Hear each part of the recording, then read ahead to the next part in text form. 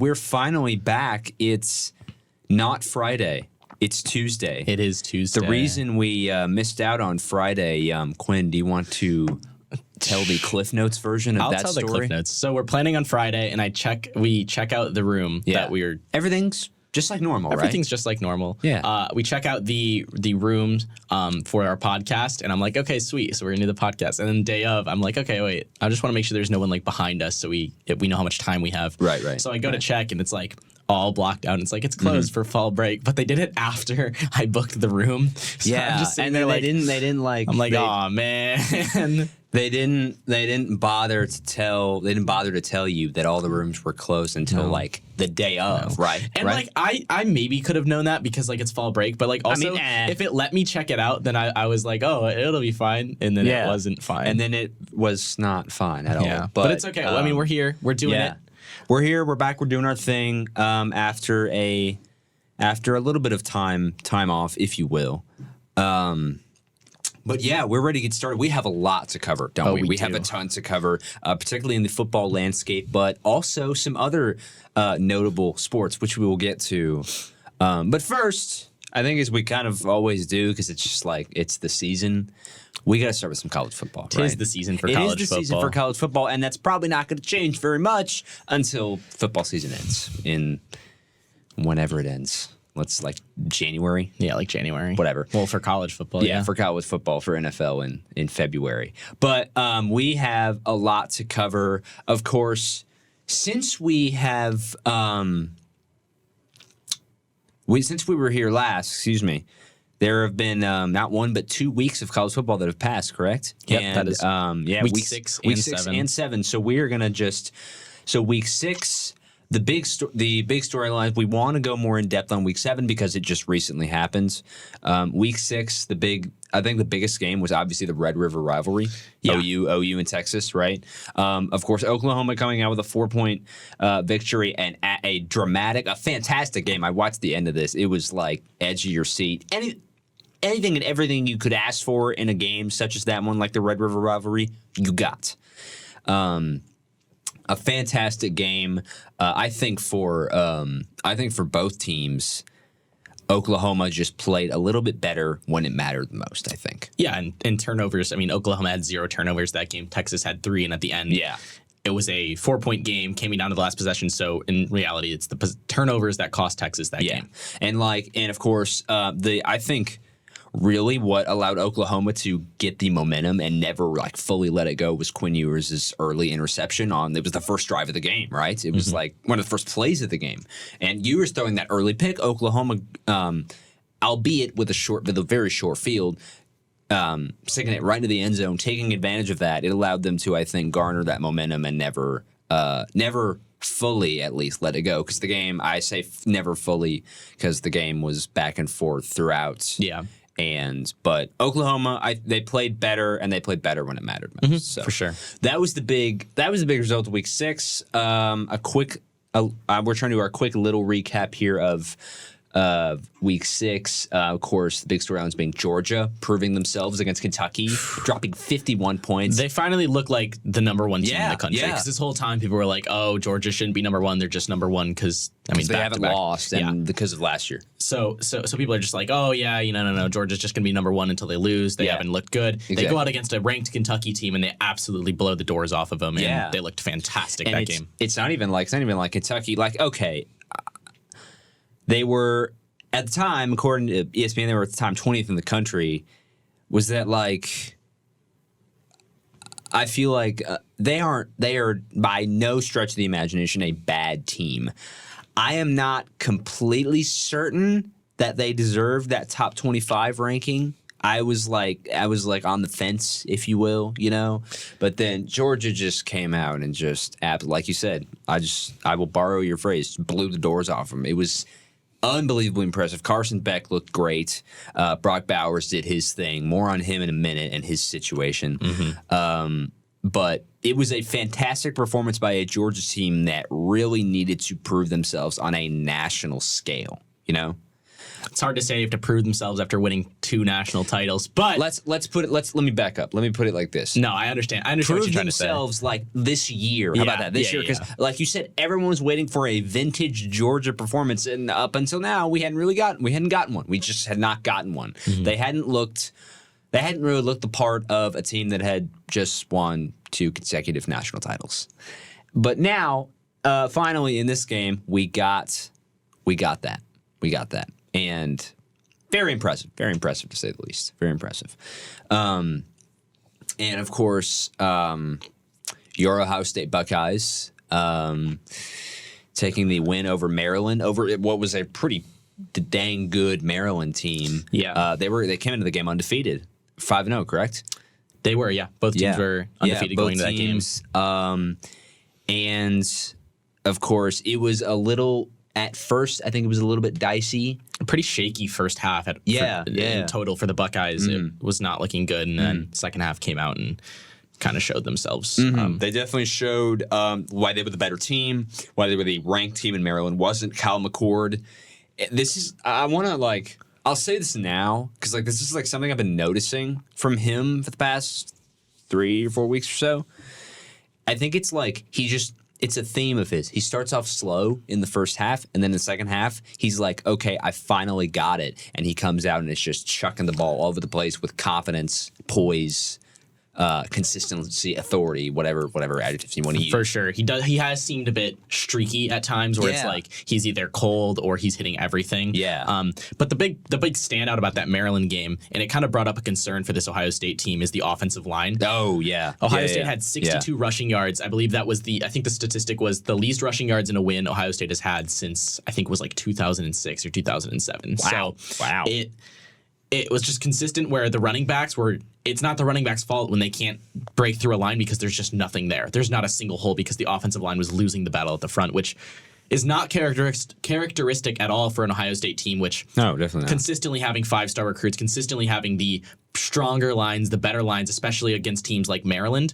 And that was a big concern. I know for most Ohio State fans, it's that was the number one thing coming out of that game was, although they got the win, although it was a 20-point victory against an undefeated team, the offensive line looked horrible. Yeah, it was and think about this. One of Ohio State's main strengths coming into the season was their running game. Like Travion Henderson, he was supposed to be and is still one of the best running backs in the country. And I mean, he just has. I don't really think. Well, I think he's had a good season. I don't think he's had an elite season, and I think part of the culprit for that is the offensive line, which, let's put it. How do I put this? It's suspect at best. Is that a good way to describe it? Based off of the performance against Maryland, I would say that. Yeah. Fast forward a week, different story. Yeah, but that's the way they looked against Maryland, of course, winning by 20, reminding the rest of the country, and I think the rest of the conference, perhaps more importantly, that they are still neck and neck with Michigan. Mm-hmm. And then, of course, I think the one final big takeaway we have is USC just barely squeezing out a win over Arizona. Man, what a game that was. What a game that was. I mean, it was just how do I put this? It never really seemed very sure for USC, most notably in the first half. Because, I mean, did you see the start they got off to? It was rough. Pretty gross. Not good. Of course, they managed to fight their way back, but because the offense is so dynamic and so high-powered, led by reigning Heisman Jerry Winter, Caleb Williams, and presumed frontrunner up until this past week, which we'll get to. But that defense is atrocious. And that defense, I have been saying this. We talked about it on the podcast. I've been saying this. I've said it here, and I've said it in my articles. It is the thing that is going to keep them from making the college football playoff.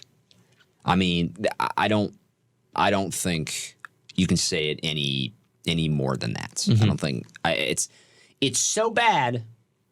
And now that what has happened this past weekend has happened, and in the way it did, Want to jump to that? We can just jump to week 7 if you want. Let's just jump to that. That's our segue. We will let's take a look at what happened to USC this week, because while they were able to squeak by Arizona with a 2-point victory in triple overtime, they were not so lucky this time around. And suffering their first loss of the season. And it was just, Caleb Williams did not play well at all. Losing to Sam Hartman and Notre Dame. It was now, before I talk about the college football playoff implications, let's talk about the game. Let's talk about the game itself, okay? Let's talk about the game. So this game, of course, USC coming into the game, ranked, they were 10th, I believe, in the country. Yeah, 10th, and then Notre Dame was 21st. 21st. And, Notre Dame just looked like they completely outclassed, I think, USC. They made Caleb Williams look flustered, unsure of himself, unsure of the players around him. And Notre Dame, I think going in, they knew that USC's defense was obviously their weakest link, and the Irish took full advantage of that. Oh, for sure. And I think what this game showed me is, if going into this game, obviously it was like, oh, USC's defense is terrible, USC's defense is horrible. The offense played just as bad this game. Yeah. And what it really came down is, we mentioned it, I just mentioned about Ohio State, is most football games are won at the offensive and defensive line. Yeah. And Notre Dame dominated both of those fronts during this game. They got pressure on Caleb Williams. It forced him into 3 interceptions in the first half alone. Yeah. Notre Dame's offense, I think Hartman had 60-some passing yards in the first half, but they were still winning by... He had 126 total. It was the offensive line getting the push, setting up the run game, and just overall dominating, in which led Notre Dame to be able to dominate possession, time of ball, offensive plays. Every offensive category that matters, they controlled, they dominated, and as a result, they won 48-20. So. Williams, of course, throwing those 3 first-half interceptions, and from there, it was just a lost cause. Yeah. I think it was a lost cause. He never recovered. The offense never recovered. And I think really what sucked the life out of the Trojans in this one is Notre Dame's Jadarian Price taking that kickoff 99 yards for a touchdown. Oh. That was just, I think, the definition of just like a backbreaker right there. It's one of those plays where it just completely shifts the momentum. And to be fair, the momentum was on Notre Dame's side for the duration of the game. 95% of the game. It helps when you're playing at home, but yes. It's just USC never seemed like they really were in control of that game from the jump. Yeah, this game got away from USC quickly, and they were never able to get back in. I think it's as simple as that. So USC. Now, I want to talk about the playoff implications for the Trojans. I mentioned this in my article, newest piece in the Elms Essentials series. That's what it's called. I don't think their playoff hopes are completely dashed. I would say not at all. I think the path to the playoff became a lot more difficult because of another Pac-12 foe that won this week, and they won over yet another Pac-12 foe, but that team looked better than USC looked, and I think they're better overall. But we're going to get to that game. I think everyone knows which game I'm talking about. We're going to get to that in just a second, because that was easily the biggest game of the weekend. And I'm not going to flip out as a USC fan, because as you said, I don't think so. I'm not freaking out because we're not going to make the playoffs, or because we're out of the playoffs. I'm freaking out because the team looked like garbage against Notre Dame, against a good competition. Because at the end of the day, look, if USC goes out there and they win the rest of their games, they still have Washington and Oregon on the schedule. I don't see that. I'm just saying, I don't see them winning the rest of those. Yeah, with the way they looked against Notre, I don't see them winning either of those games. I don't believe they will, but I'm just saying, hypothetically in this Yeah. hypothetical No, yeah, situation, of course, if they of course. win out, they're making the playoffs. I think no doubt about it. Yeah, yeah. So I I agree, wouldn't I agree. freak out, be like, oh, we're out of it. But If it they just win looked- out. yeah, it just looked bad for USC in terms of what's going to happen when they have to play Oregon and Washington. If you want to, let's get to that game. Let's get to that game, why don't we? I think the point we're trying to make here is that there is a lot of uncertainty around this team, and of course this being likely Caleb Williams' last season. Yeah. As a Trojan, I think this is the year they need to like make all of this count. You know what I mean? And it's making that happen just became, I think, a lot more difficult with this loss. And you say hypothetically, if they win out against Washington and Oregon, I'm just gonna be fair, I don't think that's gonna happen. I know you said hypothetically, but I don't think it's gonna happen with the way they looked against Notre Dame. And I don't know. I don't have a lot of faith in this team, is what I'm saying. Which is very valid, for sure. I was saying a lot of words, and I was like, just get to the point. My point being, I don't have a lot of faith in this team right now. That's what I think. But that was USC's Saturday. Not a great one, if you ask me. Nope. Not at all. But let's get to the biggest game of the weekend, Quinn, as you alluded to just a little bit ago. Let's get to the biggest game of the weekend. That being number 8 Oregon. Then number 8 Oregon taking on then number 7 Washington, because the new AP poll has come out, which we will also get to in just a little bit. But let's go back to this game for a second.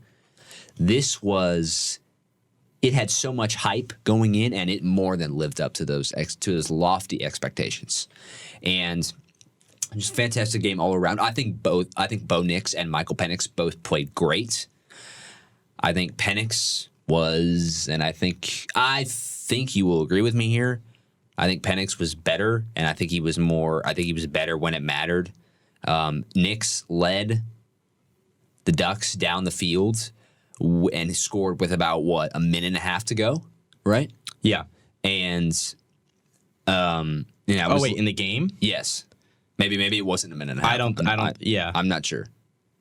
In terms of like the final possession? Yeah. With when Penix went all the way down the field. Oh, Penix. Okay, yeah. That was about a minute. Yeah. A minute and a half left. But a minute and a half.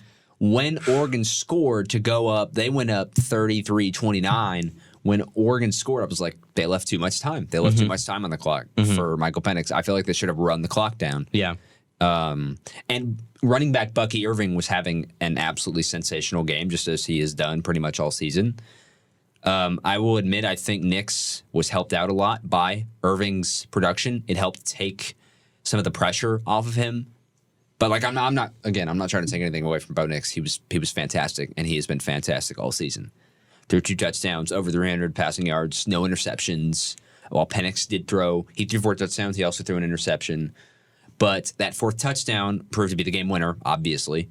And I mean, this was just a fantastic game. It was a very good game. And one thing I want to get your take on, Joe, is the coaching decisions by Oregon. Because at the end of the first half, you have the decision to go for it, I believe, right? They went for it on 4th down instead of kicking the field goal. They could have kicked the field goal. Instead of taking the points. They decide to not take the points because they were down, I believe, by 4 at that point. So instead of taking the field goal to put it to a 1-point game, they don't. They go for it. They don't get it. They end up with 0. Yeah. Then at the very end of the game, instead of punting it, they go for it on 4th down and give Bo Nix the ball at around the 50-yard line, which he took 2 plays to drive down the field and score a touchdown for Michael Penix. What are your thoughts about those decisions? Did those cost Oregon the game? And I know hindsight is 20/20, but were those the right decisions to make at that point? I do not agree with going for it on 4th down, going into halftime. I think if you're going into half, you take the points, you're down by 1, and you go into the locker room. Okay, we're down by 1 instead of being down by 4, because those points at the end of the game, it sends it in overtime. With those points, if they get those points, this game goes into overtime. Yeah. Football is, among many other things, a game of inches. And it's a game of like just those little tiny plays that you really like. Oh, the casual viewer, they might not think it can have a big impact on the game. Guess what, buddy? It really does. It really does. And those kinds of plays, like the ones you mentioned, have a monumental impact on a game like this one that was so closely fought and so down to the wire. And they can make or break your team. They can decide whether you win or whether you lose. I mean, I think everyone who follows football as religiously as we do knows this. Yes.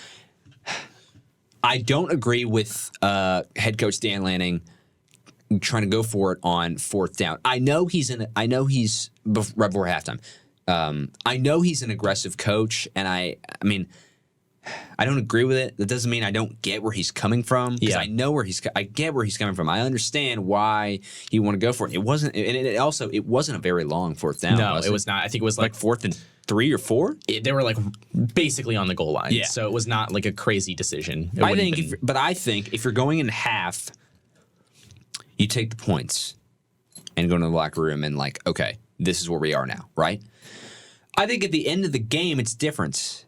I think that, I don't know, if I was Oregon, man, I think I mentioned this a little bit like a couple minutes ago. They should have, sorry, wow, something just got caught in my throat. Anyway, I think they should have, obviously, giving Michael Penix Jr. in this Washington offense a minute and a half to go down the field and score is not, I don't think that's the greatest example of time management. I think they should have run the clock down as low as they could have and then punched in. Because, like, obviously, you're giving okay, I'm thinking hypothetically here, obviously. Yeah. Hypothetically, if you don't take 2 plays to go down the field and score a touchdown, like, okay, I get it. You want to go take the lead, but, like, if you don't take 2 plays, if you take more than 2 plays to score a touchdown, instead of giving Washington a minute and 30, you give them what? Maybe 30 seconds? Something like that? Yeah.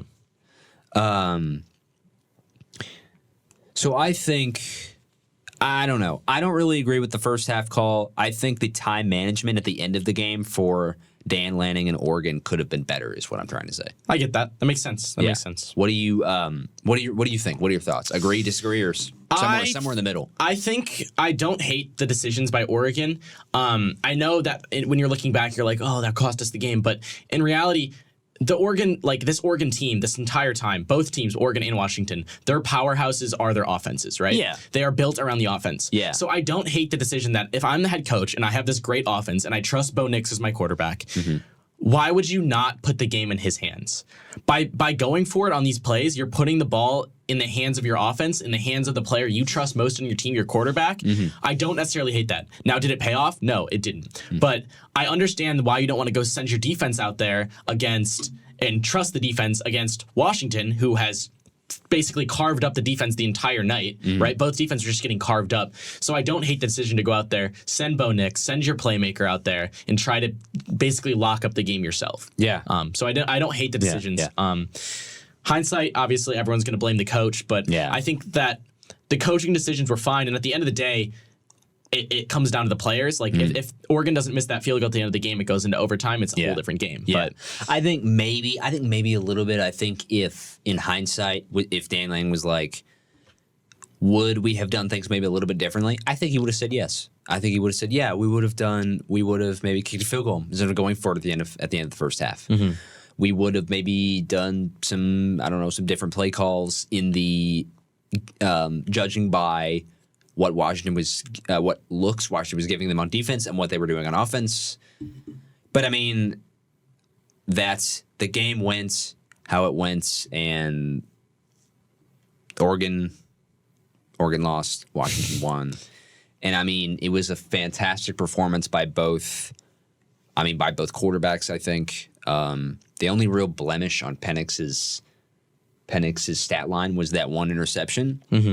And to be fair, he made some throws that I was kind of like scratching my head at, but there were not that many of them. One of which being the interception, but there weren't that many of them. He went 22 for 37, just above 300 passing yards, which is fantastic. 4 touchdowns. So with that being said, Washington undefeated, 6-0.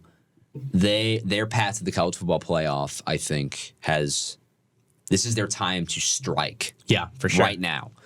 I think they can take advantage of teams such as USC and Oregon obviously losing. And I've seen, from what I've seen around, the projected field right now goes as the following. It's Georgia, Michigan, Florida State, and Oklahoma, which I'm not really sure I agree with the OU part, at least not yet. I think Washington should be in there, but those are just projections, obviously. But for Washington, their path to the playoff has never been, I don't think it's ever been clearer than it is right now. Yeah, for sure.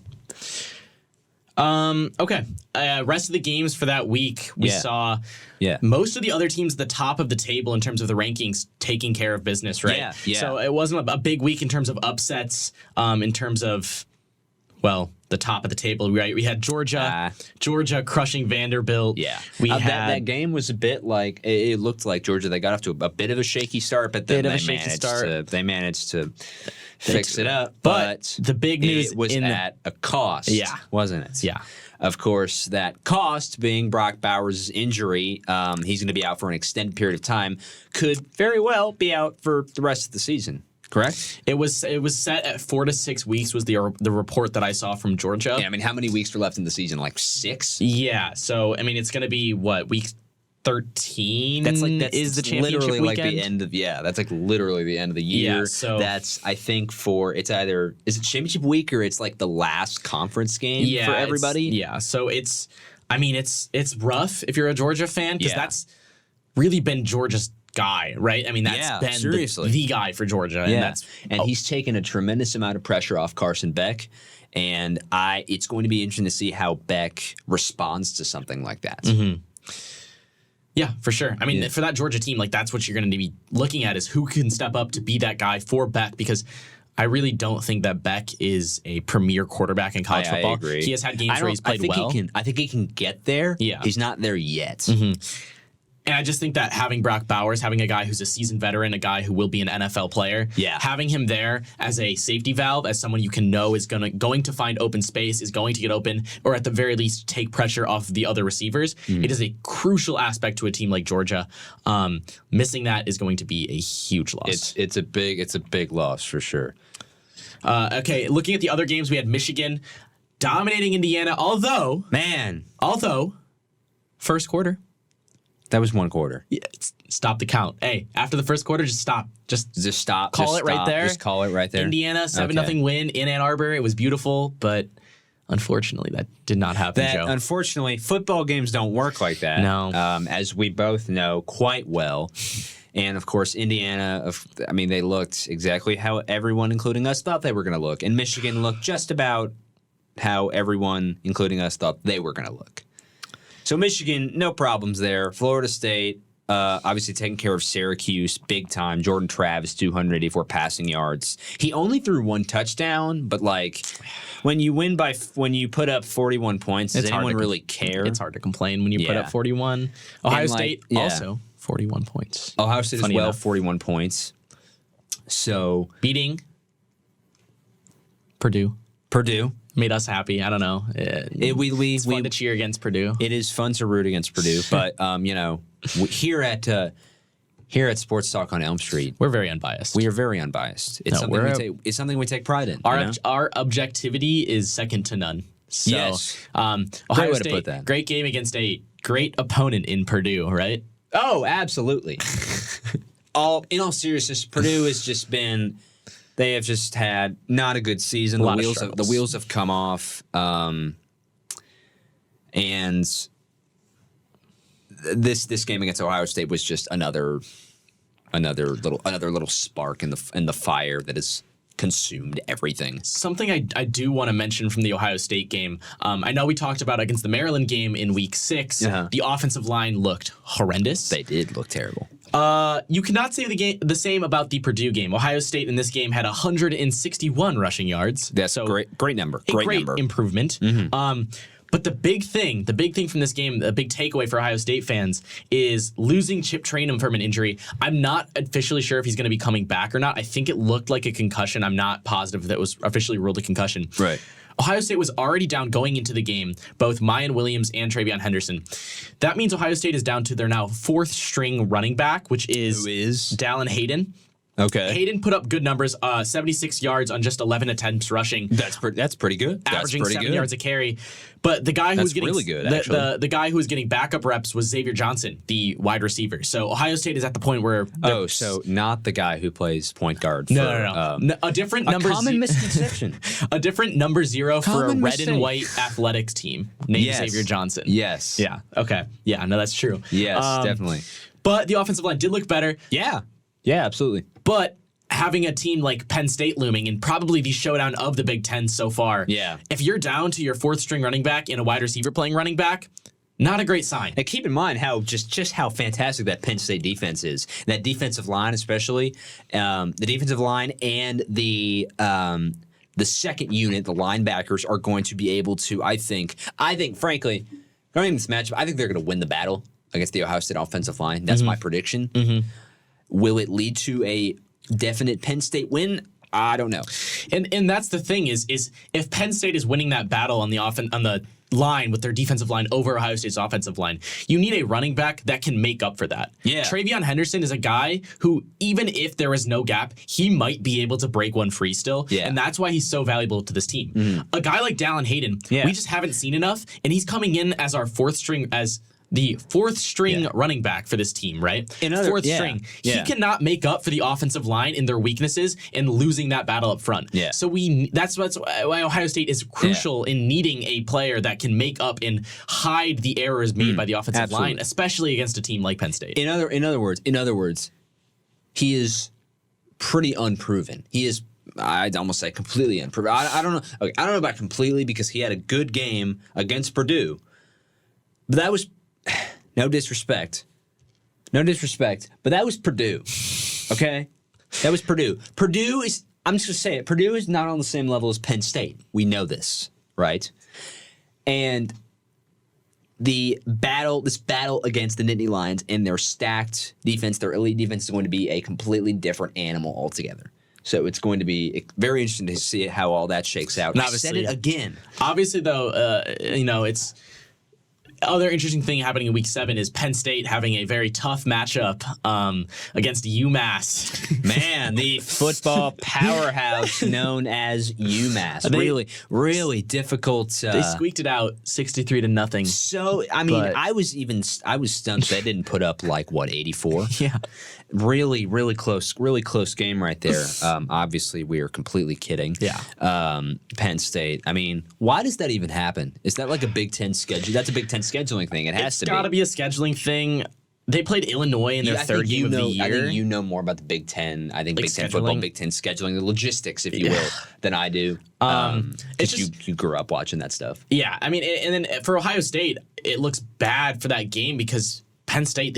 As much as you want to assume that Penn State took all of their time and their whole week planning out their game plan against UMass. In actuality, it's not safe to assume that. In actuality, they were probably looking forward to the Ohio State game because it's the big game on their schedule, and UMass is not really a team you need to necessarily draw up special plays for. So I think UMass was ranked in the bottom 25, the worst teams in Division I. Love that. Coming into the year. Love that. And of course, Penn State's just oh, okay, we'll just take this real quick. Yeah. Thank you. Thank you, Big Ten. So, Joe, I have something to ponder to you. I don't know if you want me to go first in this, but yeah, go. I will ponder. We've talked about the teams at the top of the rankings. Mm-hmm. I'm interested into your top 4, regardless of what the AP poll says, what the coaches poll says. What are your top 4 teams in the country? Not necessarily looking forward, but based off of what has happened so far. Ooh, that's a good one. Do you want? I have a top 4 if you want to think about it for a little bit. I will take this one. So my number 1, I'll go obviously 1 through 4. Yeah. 1 is I know what you're gonna say to me. It's they've just been they haven't been the team they've been the past couple of years. My number 1 is Georgia. I say this because I said this in the latest issue of Elms Essentials. Go check it out, by the way. I said this in my latest article. Until Georgia loses, they are still my number one. They're still my number one, and I need Georgia. If Georgia loses, and then I need a truly blow me away performance, which I know any of these top 4 or 5 teams are capable of doing. I need a performance like that from them to supplant the Bulldogs from the top spot. But for now, they haven't lost. I don't really know if they're going to lose anytime soon. Of course, the injury to Brock Bowers is tough, a really tough break, but Georgia's my number one. Maybe that's a little bit controversial, but Georgia stays at my number one spot. Okay. Number 2 is Michigan. I was really tempted to put Michigan at number 1 because they've looked great these past few weeks. They've looked great. J.J. McCarthy he looks like he's taken a noticeable step forward as compared to last year. He was good last year. He has been, for the most part, for I'd say 90% of this season, he's been great. He looked like in that game against Nebraska. We talked about that. That was a couple weeks ago. He looked like a Heisman Trophy contender. And in this game against Indiana, he was great. He played incredible. He played amazing.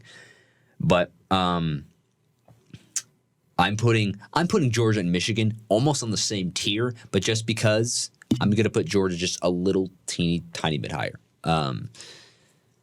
So Georgia and Michigan. My number 3 is, because of this week, this may be a little bit of a recency bias, the Washington Huskies, number 3. Michael Penix Jr. is my Heisman Trophy favorite as of right now, as of this moment in time. And that offense they're putting up stats like nobody's business, and they can hang with anybody. They can hang with absolutely anybody. And that defense is no pushover either. So Washington's my number 3. And finally, wrapping up my number 4, I'm going with Florida State. I almost put Penn State here, or I almost put either Ohio State or Penn State. I think Florida State, Jordan Travis has been just incredible this year. I'm not sure he's had any truly bad games. He's had a couple of meh games, but he has been great for practically this whole year. This Florida State team, it's just everything is clicking, everything is coming together, and I'm putting them at my number 4. So my top 4, just to recap, it goes Georgia, Michigan, Washington, Florida State. Just missed the cut. Ohio State, Penn State, and in that order? OU. Yeah. Okay. Yeah. Okay. Yeah. I like to take, but I have a different top 4. Yeah, go ahead. So my number 1, and this is based off of solely this year, solely the performances through the first 7 weeks of the college football season. Not last year, not the year before, not next week, this year. Mm-hmm. My number 1 team is Michigan. Mm-hmm. Okay. There has not been another team in college football all year that has showed the dominance of this Michigan team. And I understand they have not played the greatest teams. They do not have a great strength of schedule right now. But they have been practically flawless, minus maybe some turnovers against Bowling Green in the first quarter at Indiana. Other than that, this Michigan team has looked unstoppable. They've looked fantastic. And I know for a fact that there are coaches across. We saw PJ Fleck say it after Minnesota. He said, "This is one of the best football teams I've ever seen." They are so deep. They have so much depth. Almost every single player on the roster is a talented player and is skilled and has shown that throughout this game because they've been able to play their backups because they've been blowing teams out of the water. And some games, McCarthy has sat the whole fourth quarter, right? Mm-hmm. And he did that in Indiana against IU, correct? Yeah. So Michigan at my number 1. My number 2, I will put Georgia. Now look, Georgia has had a bumpy road. It hasn't been a very smooth sailing like it has been in the past. They started the year with some bad teams, but then they hit up a little hiccup against South Carolina. UAB, they gave up some points early. It was a little nerve-wracking. Auburn, they squeaked out. But that Kentucky game showed me why Georgia is ranked this high. That Kentucky game is a pretty big reason why I put them at number 1 in mine, just because I know they are capable of playing the way they played against Kentucky. I know that they're capable of doing that. I think they are capable of doing that consistently. And that is why, and look, I'm not going to look forward. I'm not going to project what it's going to be like without Brock Bowers because I don't think it's fair to do that right now. And I'm just trying to look at based off of what they've done so far this season. So I will put Georgia. That's what I was trying to do too. In the number 2. Number 3. Ooh, this is where it gets interesting. Number 3, it does get interesting. And this is tough for me, but I am going to put. I'm going to put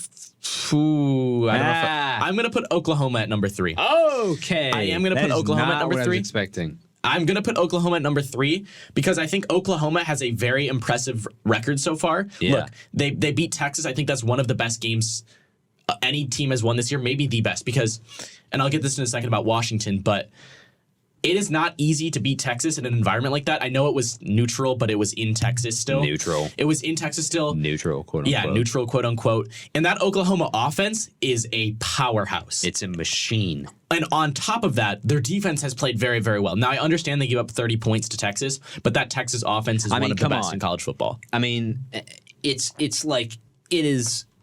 I'm not going to use the word impossible, but it's borderline that. Completely shut down this Texas offense. Yeah. So Oklahoma is going to be my number 3. Rounding it out, number 4, I had a tough decision between Washington and Ohio State. And at the end of the day, I did I think Florida State, I know Florida State is up there in the rankings, but I did not put Florida State solely because I think that their defense has lacked in that their offense is made up for more that their defense has not. Like games against Boston College, games against Clemson, which I honestly think that Florida State should have lost both of those games. If you watch the games, it looked like they were going to. The game against Boston College especially, they were so sloppy that game. Lots of penalties. They were not playing their best, obviously, and I think they were pretty lucky to escape with that one. Yeah. That doesn't mean I don't think they're a great team, because I think they are a great team, which is why I put them where I did, and which I think is why you're putting them where you are. But that was a bit of a bump. Yeah. Let's put it like that. So my number 4, Washington, Ohio State. I thought about it a while. I decided to go with Ohio State. Oh, and here's why. I'll give you. Why are you? My explanation. Is this a bias pick? It is not a bias pick. Because I'll tell you what. Remain unbiased. I'll tell you what. What is Ohio State's best win of the season so far? You know, it's Notre Dame. Yeah, Notre sorry. Dame. My mind just like Ohio State. Short-circuited. They beat Notre Dame. Where was that game? Notre Dame. South Bend, Notre Dame. Yeah. What is Washington's best win of the year? Oregon. Yes, just happened. Where was that? At home, Seattle. Did you watch the game? Yeah. You watched that game? Yeah. That environment, I don't know if there is a team in the country that could go into that environment and pull out a win. Genuinely, I do not know if there is. Wow. That is a wow. That environment. Those are strong words. That environment was incredible. And I think that is a big reason, maybe the reason, that Washington came out of that game with the win. Not to discredit this team, because I think it's a good team, but I think that is the reason. Ohio State, they went into a very, very hostile South Bend. I don't think it compared to what Washington was like last weekend, but it was still a very rowdy atmosphere. And they came out of the game, last play of the game, basically, they won it. But they won it with their defense. Yeah. Ohio State has never been a team where the defense can win games, at least in the past decade. Ohio State has always been a team where it's the offense that is reliant to win games, and the defense just has to do enough, right? Defense just has to do enough. They just can't give up a touch on every possession, and they'll win the game because they have Justin Fields at quarterback, they have CJ Stroud at quarterback, they have JT Barrett at quarterback, right? Yeah. They're consistently doing that for the past decade. This year is different. This year is much, much different. Ohio State has the most points they've given up in a game is 17 against Maryland. And genuinely, like, that was just because the offense kept giving the other team the ball, right? Yeah. Ohio State this year can win games solely with the defense. Washington cannot. And that is why I think I'm going to put Ohio State ahead of Washington, because I think at the end of the day, it is going to be more beneficial to a team that can win games with their defense than a team that is going to lose games with their defense. Because I think Washington will lose games with their defense. Because eventually Penix is going to make a mistake. Eventually, the defense is going to give up a touch on every possession, because I think it's very possible. I would not be surprised if USC beats Washington. I will say that.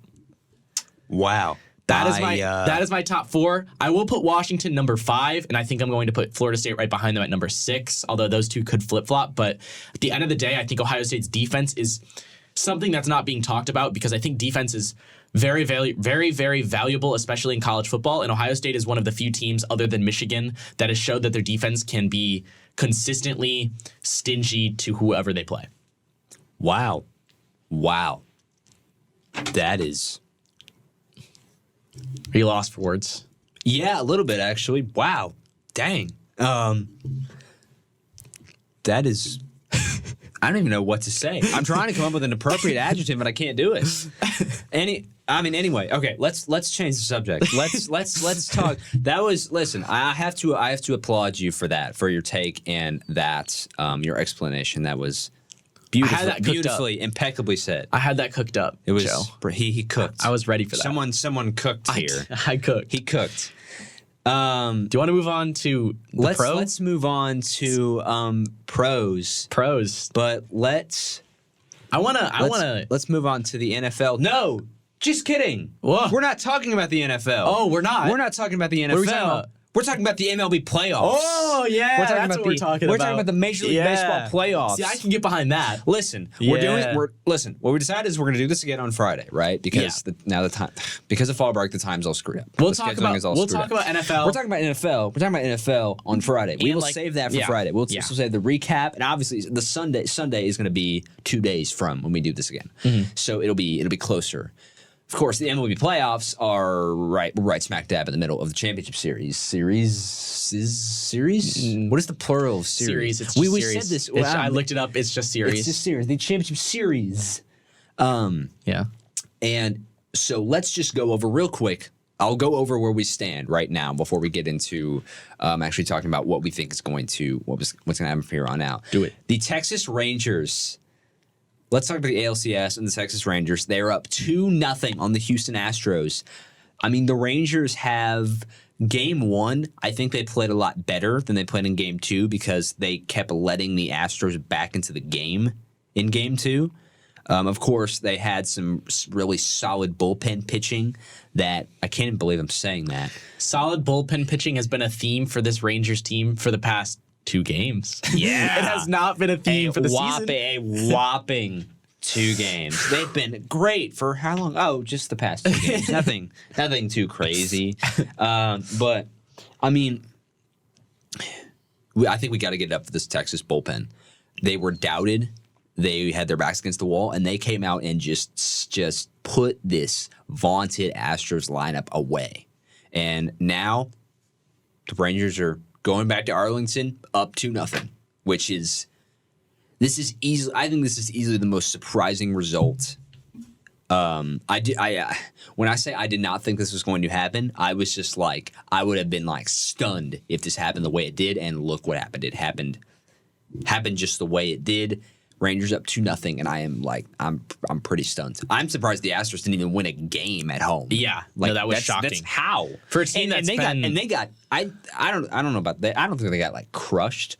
They didn't get crushed in game 2. Obviously, they were outplayed in game 1, in my opinion. The Astros of the past 5 years have been one of the best home playoff teams in baseball history. Yeah. To go and out of there course, some of that has to do with that thing that we're not really going to bring up. You didn't have to say that. Well, hey. Dunk. In the trash can. The whole scandal, but that's not what we're going to talk about. Yeah. The fact of the matter is that they have been, like you said, one of the best home postseason teams, not just in recent history, but just like in ever, baseball history. Yeah. They've been. It's almost like too good to be true. You might even think, and I guess that was kind of in a way proven correct. But like I said, but they've been a fantastic home postseason team. But the Rangers just walked in here and just outclassed them, and now Houston is forced to go on the road down 2-0 in front of an absolutely raucous Globe Life Field. That's a good word. Is it raucous or ruckus? I think it's raucous. I don't know. I might be mispronouncing it. I'm not sure. It's okay. We'll figure it out.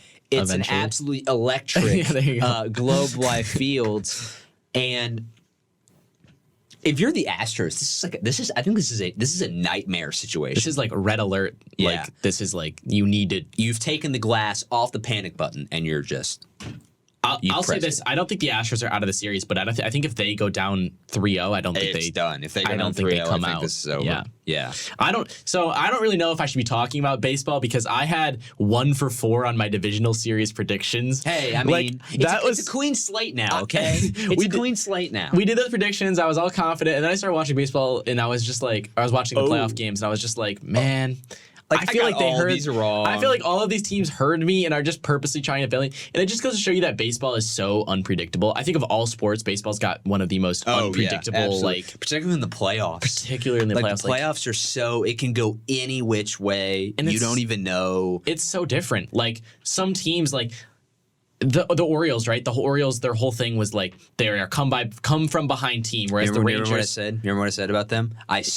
I said that they were too young, and I said they were too inexperienced. And the Rangers, okay, they're not the most veteran team, but like guys like Simeon Seager, they have experience. Like Seager was like a staple on those Dodgers playoff teams. And I said that the Orioles, they were made up. Their best players were like a bunch of rookies and second-year players. That's not gonna. I hate to say this because the Orioles, they did so well that you don't win 100 games by accident, over 100 games by accident. You don't do that. But if your team, your best players are guys who have no experience and are still like really trying to find their way as true pros on the major league level, odds are you're not going to get very far in the postseason, especially when you're going up against a more veteran team in Texas.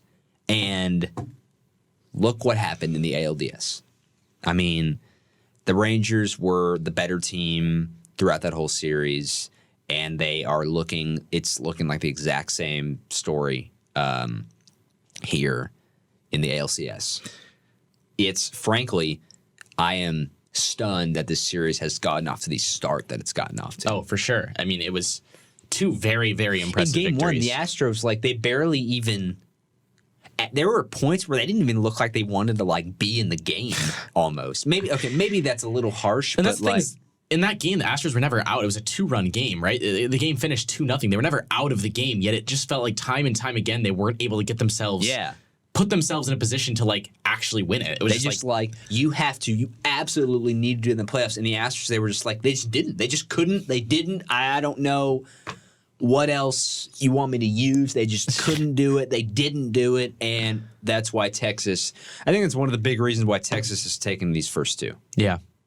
Want to flip over to the National League? Yes. Talk about that. Let's talk. I want to talk about the AL, the NLDS for a second, because the Phillies, of course, the Diamondbacks just completely outclassing the Dodgers, which is something that I think nobody saw coming. What? Huh? I mean, a team can get hot. I just said that thing about the Orioles, and the Diamondbacks were like, yeah. The Diamondbacks were like, okay, whatever. Watch this. Watch us completely destroy one of the league's most veteran teams. They just got hot, man. I mean, they just got hot. They caught fire in the playoffs. They took out the Brewers with ease. They took out the Dodgers with relative ease, and here they made it to the NLCS. Yeah. And I guess it's the Diamondbacks, they're not all I feel like they're not all or vast majority young players, kind of like the Orioles are. I think the Diamondbacks have a nice mix of young talent and veteran leadership and talent, I think those vets were a big reason that they were able to beat a team like the Dodgers. And of course the talent just coming through, and man, I mean, it's like you said, they just got hot. They got hot at the perfect time and just rode that wave just right through LA. Yeah. And now they're riding it into Philly. Speaking of Philly, let's talk about, I think this is what we're going to end on. It's 5:29 right now. Yeah. Let's end on the Philly thing. So the Philadelphia taking out Atlanta, the Phillies taking out the Braves, a 3-1 series win. And the Braves, I thought the Braves were the favorites to win the World Series. I would agree. Yeah. I think I underestimated the Phillies, and of course I rooted for the Phillies against the Braves because I wanted the Phillies to win. I did not think they were going to win. I underestimated the Braves. I underestimated the Phillies. Excuse me. I underestimated them and just how hot they could be, and just how much power is just radiating through that lineup. It's ridiculous. And It's I don't know ridiculous. how we didn't think about this, and how like the vast majority of people didn't think about this like going into the series, except for it's like, oh, the Braves, best offense in the regular season, they got to do it. But last year, the same exact thing happened, right? Yeah. Like the Phillies caught fire. Schwarber, Castellanos, Harper, same exact thing happened. It was like the whole lineup was like Yes. hitting everything everywhere. And sure enough, it happened again. And then you go into like, I mean, looking at like jumping ahead a little bit, we go to the NLCS and you have Schwarber, home run, Harper, home run, Castellanos, home run. Yeah. It's not even surprising at this point. It's just like those guys, they're just going to hit home runs every game. It's almost like the Phillies are saying, you continue to underestimate us and we will continue to prove you wrong. Yeah. It's almost like, I feel like that's what they're saying. And I think Arizona has had they've had an incredible run. Don't get me wrong. Incredible run. I think the Phillies are the better team. And I think they have much more power than the Diamondbacks do. They have the ability to almost like run up. I don't know about like run up the scoreboard, but like put runs on the board. They can do it at a higher level than the Diamondbacks can do it. That's what I'll say. Yeah. And I think the Phillies are the better team, and I think they're going to prove as such in the NLCS. So that's going to have to be our show, because if you saw me making hand motions at the window, the guy is out there waiting on us. So, yeah, we're going to that's going to be our show for today. But we'll be back here on Friday to talk a little bit of NFL, what's been happening, including the Lions winning and the Eagles not winning. True. Cool. But we will save all of that for Friday for episode 7. It will be 7. Correct. And we will get episodes 1 through 4 up on YouTube. Correct. They will be getting up onto YouTube as well. Yes. I believe all the episodes as of now are on. They're all on Spotify. They're all on Spotify. This one will be on Spotify and YouTube pretty soon. For all of our followers on social media, keep an eye out. It'll be up soon, and we will be back for a new episode in just a little bit. Yeah. Yeah. We'll be here. Well, for us, it'll be the shortest time between episodes we've ever done. Yeah, it'll be the shortest time between episodes ever. But keep an eye out. 6 and 7 will be up soon.